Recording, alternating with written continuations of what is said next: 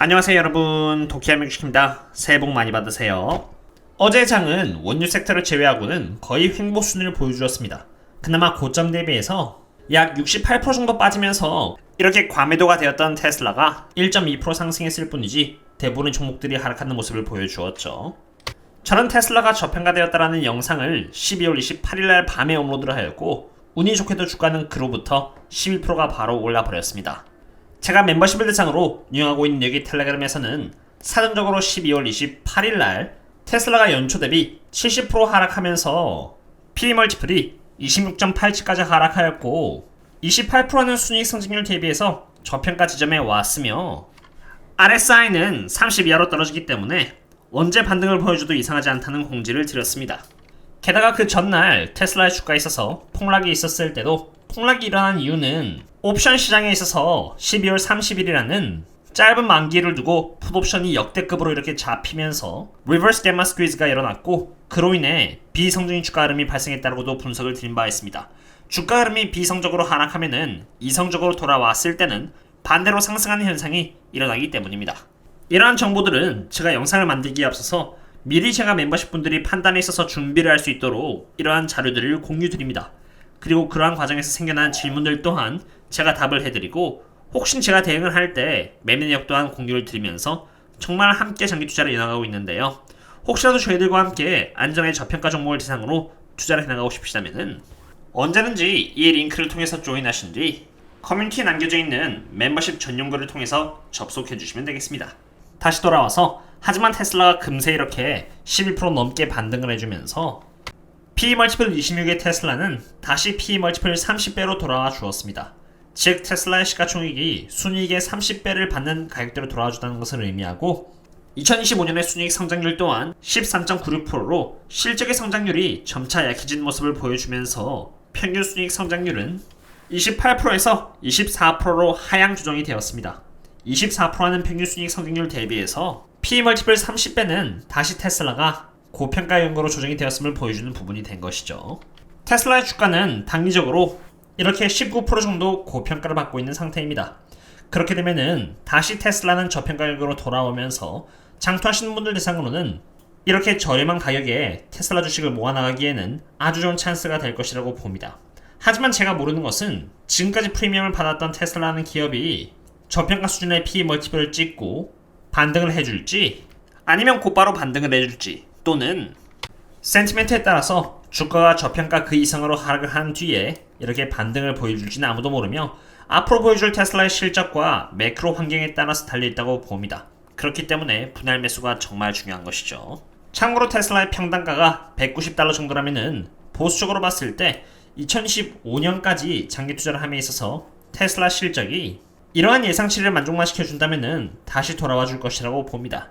그러나 꿈과 희망에 찬 내용에 넘어가서 PE 멀티플 100배 그 이상의 돈을 주고 테슬라를 사셨다면은 그만큼의 리스크를 감당하셔야 하는 것이고, 대응이 없다면은 보수적으로 봤을 때 제법 오랜 기간에 걸쳐서 존버를 해야 할 수도 있습니다.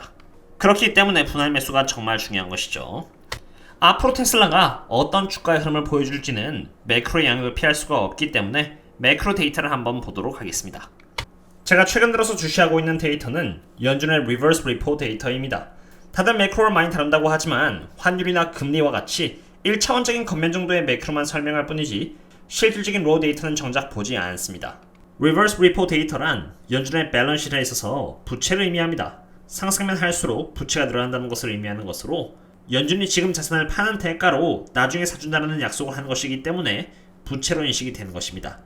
이 데이터를 잘 보시면은 12월 28일까지만 해도 2.29 트릴리언 달러였던 리버스 리포 데이터가 이제는 2.5 트릴리언 달러까지 올라갔다는 것을 볼 수 있습니다.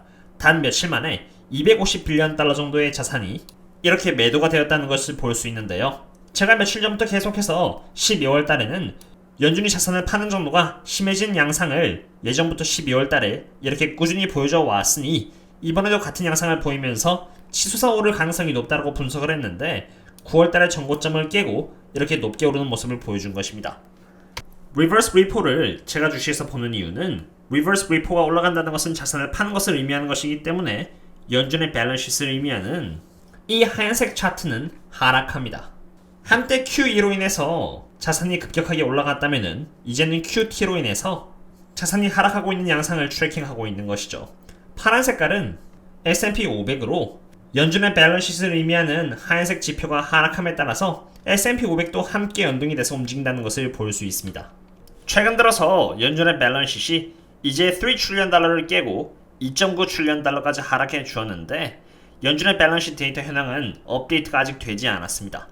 다음 주에 업데이트가 되면은 비록 지금은 2.9 트릴리언 달러를 보여주고 있지만 업데이트가 된다면은 2.9 트릴리언 달러보다 훨씬 더 낮은 수치인 2.65 트릴리언 달러에서 2.7 트릴리언 달러까지 자산이 하락하게 되는 것이고, 그러한 모습에 따라서 S&P 500 또한 하락하는 양상을 보여줄 가능성도 높습니다. 왜냐면 연준의 밸런스시트이 이렇게 바닥을 쳤을 때마다 S&P 500도 함께 바닥을 쳐주었기 때문이죠.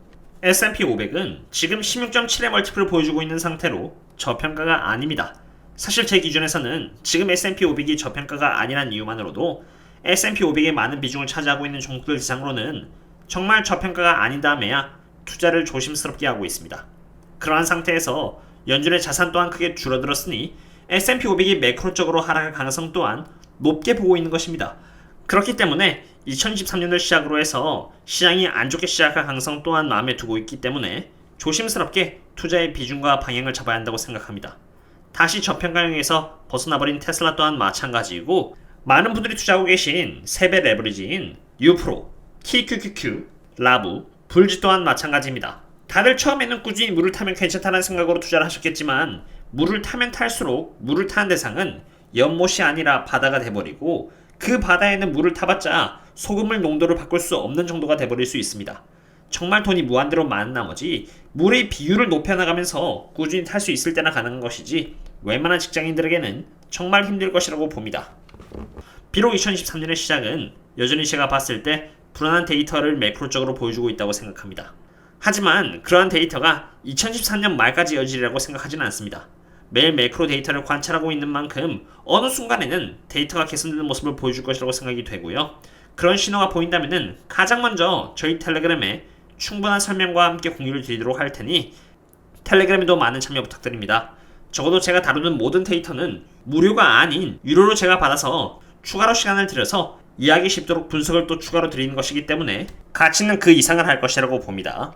오늘의 분석 영상은 여기까지 하려 했고요. 이제 새해인 만큼 오늘만큼은 가족 그리고 아끼시는 모든 분들과 함께 좋은 시간을 보내셨으면 합니다. 해피 뉴 이어이고요. 그럼 다음에 또 만나요. See you later.